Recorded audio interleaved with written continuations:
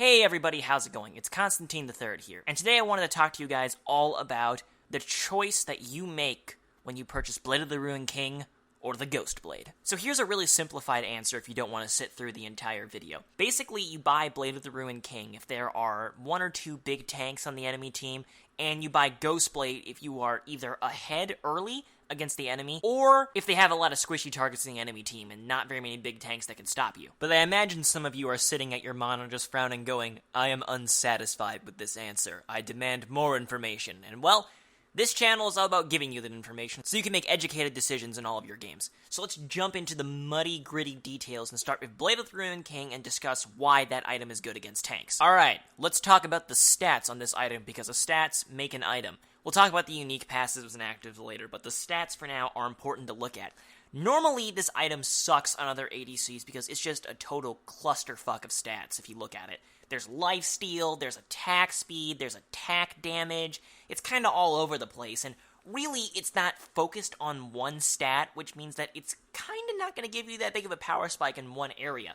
It's not going to really give you a lot of attack damage for burst. It's not going to give you that much sustain. And it's really the attack speed is not very good on most champions without some crit. Well, Vayne is a special little snowflake, and she loves attack speed and lifesteal early. Why? Because she gets her ass kicked in lane, because that's just how her kit works. The lifesteal helps her limp through laning phase, and the attack speed lets her max out her silver bolt skill first, meaning that she has really nice damage against beefy supports like Alistar and Braum. And the low amount of attack damage really doesn't bother Vayne that much. After all, most of her damage comes from chunking with true silver bolts and being able to reposition in teamfights of her self-tumble, so we're not that concerned about the low amount of attack damage on it. All the weaknesses that are on this item for other champions really don't affect Vayne, and that's awesome for us because we can build this item then. Now let's talk about the unique passive and actives. So I've got the stats on screen, I won't bother reading off the numbers, but basically, every time you auto-attack an enemy champion, you deal X percentage of their current health.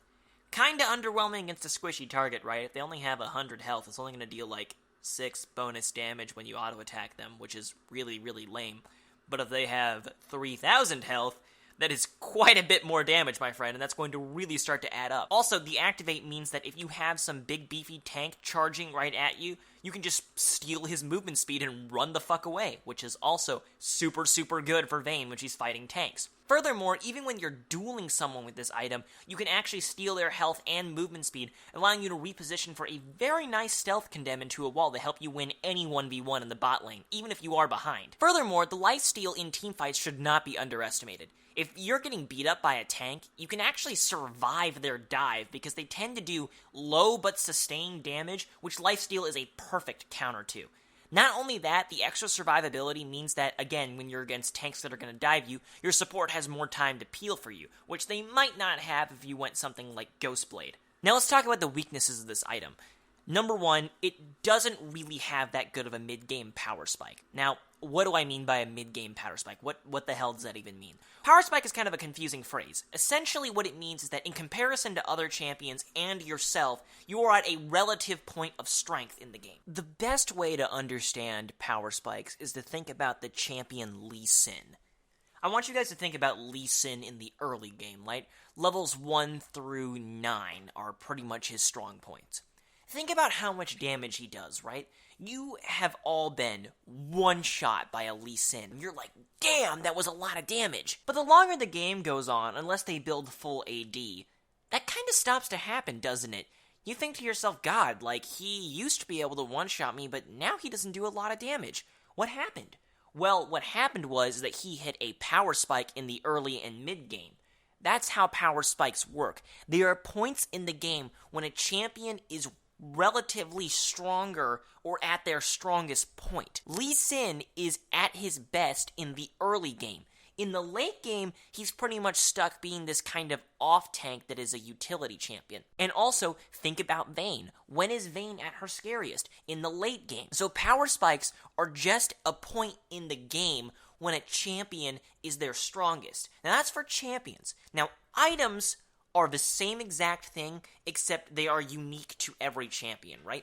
Whenever you buy an item on somebody, you've hit a relative point of power independent of your game power curve. Because we can all agree that a Vayne with a Blade of the Ruined King is stronger than a Vayne without a Blade of the Ruined King. Now the thing is, you don't get a significant increase in power in terms of items until you buy another big item. So that's why they call it a power spike. Imagine if there was a chart. I'm going to make one on screen, so you don't have to imagine it, look at it. You can see that there's a spike after buying an item, but until you buy another item, your power just kind of plateaus.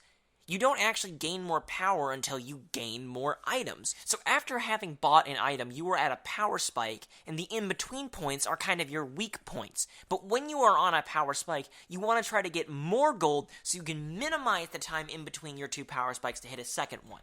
Now, let's go back to this Ghostblade versus Blade of the Ruined King example.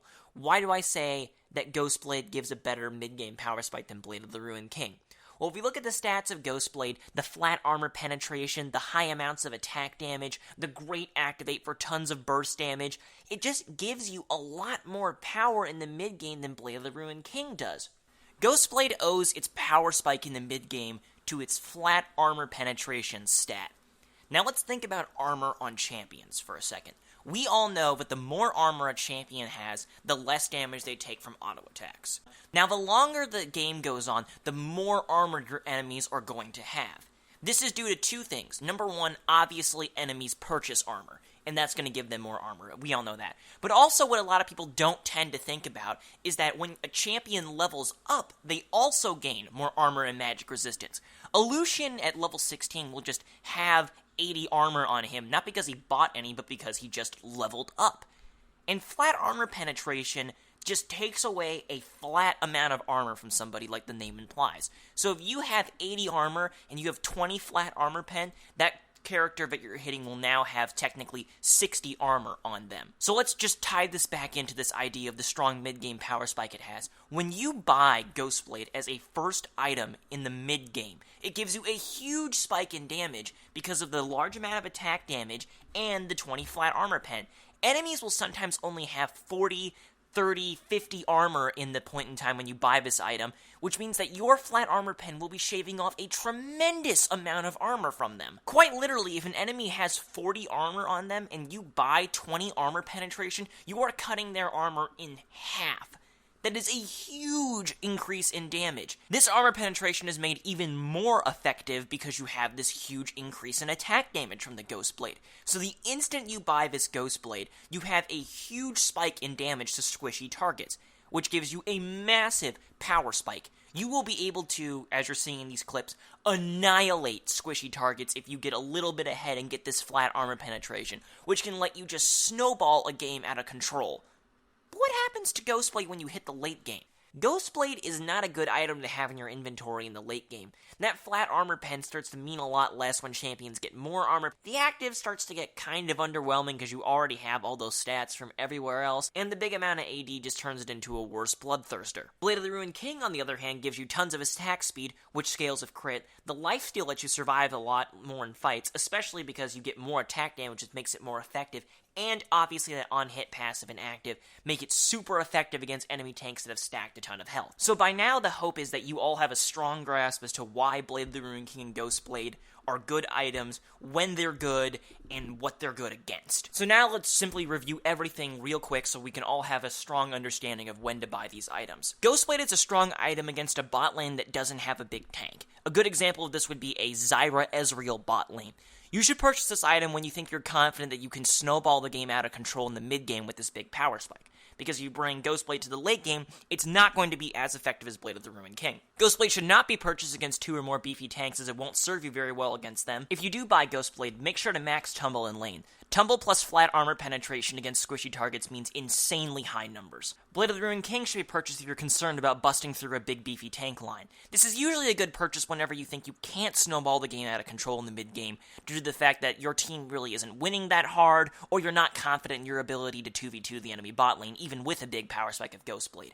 Blade of the Ruined King is definitely the most safe and optimal choice if you're not super confident in your abilities, but regardless, you should always keep your mind open to Ghostblade. In lane, if you do decide to buy Blade of the Ruined King, make sure to max out your silver bolts as the attack speed will let you proc it very often and allow for tremendous amounts of damage. Blade of the Ruined King is also a great purchase against an enemy bot lane that has a very tanky support. For example, Braum, Thresh, Leona, etc. But that'll be all from me, guys. Thank you so much for watching. I really hope that this helped you understand when to buy these items and why they're so good. The next episode is going to be all about the 3 items for Zeal: Phantom Dancer, Static Shiv, Rapid Fire Cannon. When to buy which and when they're good. I'll talk to you guys later. Thank you so much for watching. Make sure to like and sub, and have a good one.